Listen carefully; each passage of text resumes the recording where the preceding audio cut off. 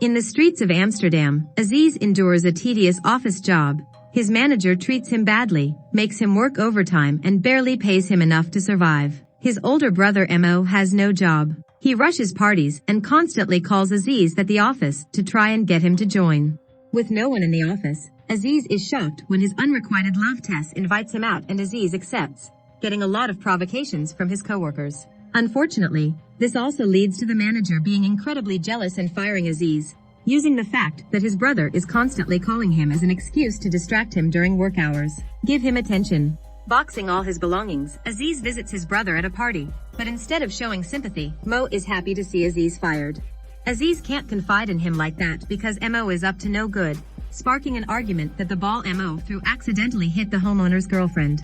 As revenge, the man sends his goons Nolan and Jeffrey to beat them up. As the rest of the partygoers fled, the four men began a fight and did not exchange many punches before officers arrested them. The four continue arguing until all the men except for start beating her. To silence them, Kim drugged them all. Later, when night falls, Tess is waiting for Aziz in the office, but apparently he doesn't show up. The manager takes the opportunity to pass Tess, but she refuses, frustrating him. At that moment, a terrifying fireball appeared in the sky and the janitor watched in horror as this crashed into the building. Decided to go to bed. The next morning, when Aziz wakes up first, she finds the cell door open. The men do not hesitate to flee, and while Mo begins arguing with Nolan and Jeffrey again, Aziz and Yoris go down the hallway to investigate, but mysteriously find no one around. As the group heads upstairs, they receive a phone call from a locker and Aziz tells them that there are 15 messages from Tess saying she is stuck in the office and needs help as there are monsters everywhere. I found out Aziz then finds the police station in chaos, and when she goes outside with the others, she finds the city overrun by zombies. In fact, an old zombie lady soon comes right behind them, but Kim drags all the guys to the station without hesitation in shooting the zombies. When he next turns on the TV, the news' anchor Jan explains what happened. It turns out that a Russian spaceship has crashed into Aziz's office her building, and the falling parts are spreading the virus in the form of green slime everywhere, turning people into zombies.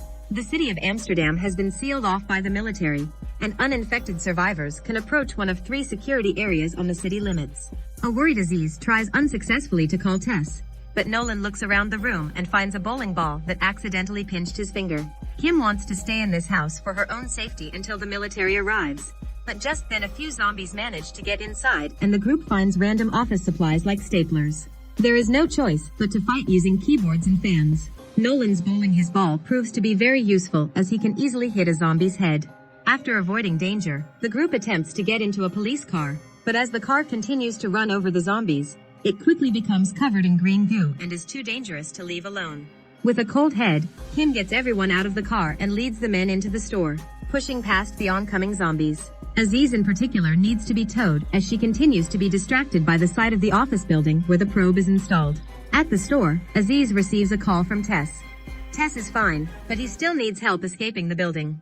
Aziz promises to save her, but when he tells the others, everyone calls him crazy. And no matter how touching his speech about saving innocent people is, he and refusing to go with him.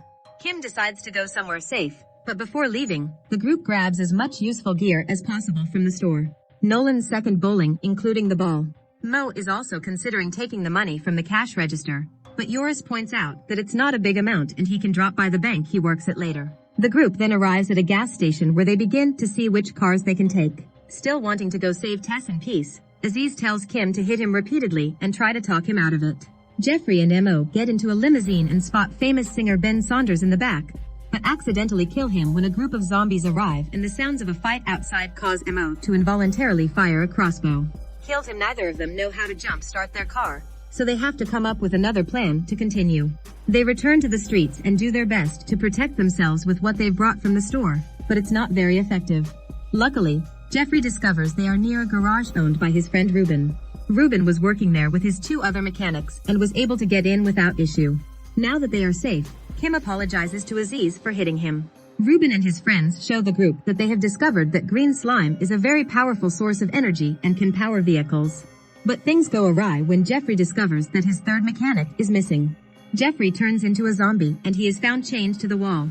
The group wants to kill the monster, but Ruben won't let it and stands between the zombies and Jeffrey's party. This is a horrible idea because the zombies don't remember their friends and bite Ruben before breaking the chain and attacking the others. Receives another call from Tess, unsure how long she will survive. The monster manages to wound Kim just before Nolan can finish off the zombie with a bowling ball, and Aziz holds her in her arms, refusing to leave her behind. Unfortunately, Nolan, Jeffrey, Mo, and Yoris don't care and go in search of Yoris' bank in a slime-powered truck. Upon reaching the bank, Yoris opens the safe and the group begins filling their many pockets with as much cash as possible. Nolan leaves and discovers that the workers are having a birthday party when the zombies come. Birthday cakes are so delicious, why not try them?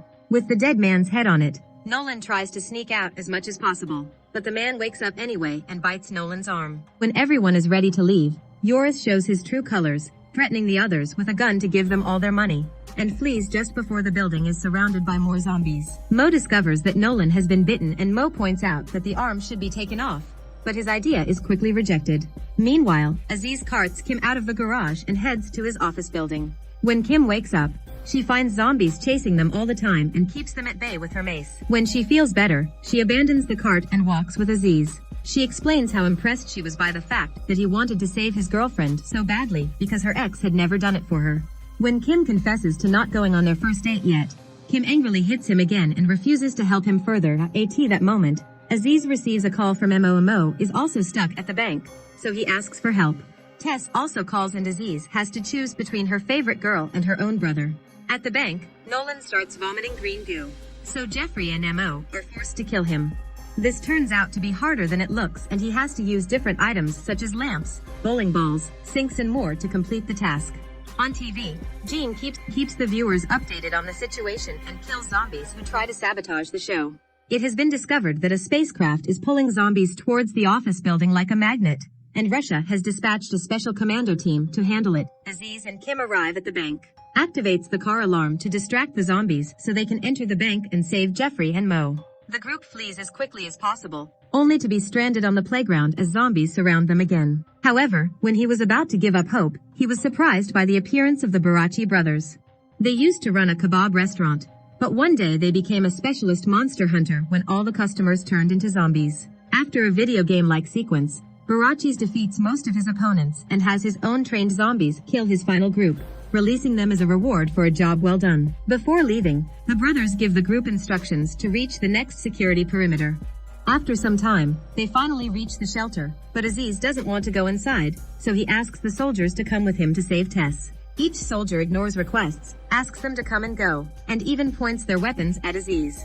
Aziz refuses to give up and steals an army truck and is surprised to find Mo, Kim, and Jeffrey coming along. When they reach the office building, they arm themselves with military weapons from the back of a truck. While Jeffrey goes outside with the minigun to keep the zombies down and take revenge on Nolan, Aziz, Mo, and Kim take the elevator to the upper floors to find Tess. Unfortunately, the elevator is stuck, so the trio must force the door open and search for Tess while avoiding the zombies already inside the building. Just then, Jeffrey ran out of ammo and rushed in, only to find that the elevator wasn't working. Must be as the trio discreetly sneak into the office. They run into Aziz's colleagues. He was here for Tess and called every guy she had a good night with. Mo is upset that they are in danger, but Kim tells Aziz to go ahead anyway and find Tess while she and Mo use firearms to fight incoming zombie hordes. I say too after staying far enough away from the fight, Aziz calls Tess, only to hear her say she no longer needs to be rescued as another colleague arrived first. While Tess and the man are busy at their desks, the manager arrives as a zombie and attacks them both. A short while later, Aziz finally made it to the rooftop, followed soon after by Mo, who separated from Kim during the fight. The zombies also reach the roof and chase them, so the brothers shoot them during an argument as Mo accuses them of keeping Aziz trapped there. Angered, Aziz calls Mo a loser who breaks everything he has built, but when he realizes how much he has hurt his brother, he apologizes and they reconcile in a hug. Is thrown onto the roof. Russian Commander Andrei, who appears brave and trustworthy, is bitten by a zombie shortly after landing. Before the infection drives him insane, he asks his brothers to help him spread the explosives he brought with him into the probe so they can be used to blow up the building and all the zombies. Meanwhile, Kim encounters Tess, who looks scared and crying. However, Kim is also a zombie, so this is all an act to get Kim closer. The women start fighting and Jeffrey goes upstairs very slowly. Aziz and Mo shoot an explosive just before Andre turns into a zombie. The brothers fight him together in vain, and Andre manages to force Mo to the ground and bite him. Aziz finds a grenade dropped by a soldier, attaches it to a pencil, and tapes it to Andre's head, effectively killing him when it explodes. Mo is bitten, so he decides to stay behind the detonator and kicks Aziz out, giving him 10 minutes before blowing up the building and telling Kim to go instead of Tess. Back at the building, Aziz runs into the manager. The manager quickly shoots before rounding the corner and sees Kim kill Tess by kicking him in the head. Kim and Aziz then run down the stairs, almost making Jeffrey cry when he hears that he has to go back down after he's all the way up. On the rooftop, Mo is surrounded by zombies and his gun isn't enough to stop them all. He can't die without completing his mission, so detonate the explosive before the 10 minutes are up. When the explosion hits the building, it starts shaking and the trio must rush down while avoiding the zombies. Found the Barachi brothers waiting for them in the car. Night fell when the group reached the security area. Kim and Aziz want to celebrate with a kiss, but Jeffrey interrupts them and tells them to go through security so as not to overwhelm their happiness. Surprisingly, the entire army is attacked by vampires, so things aren't that good.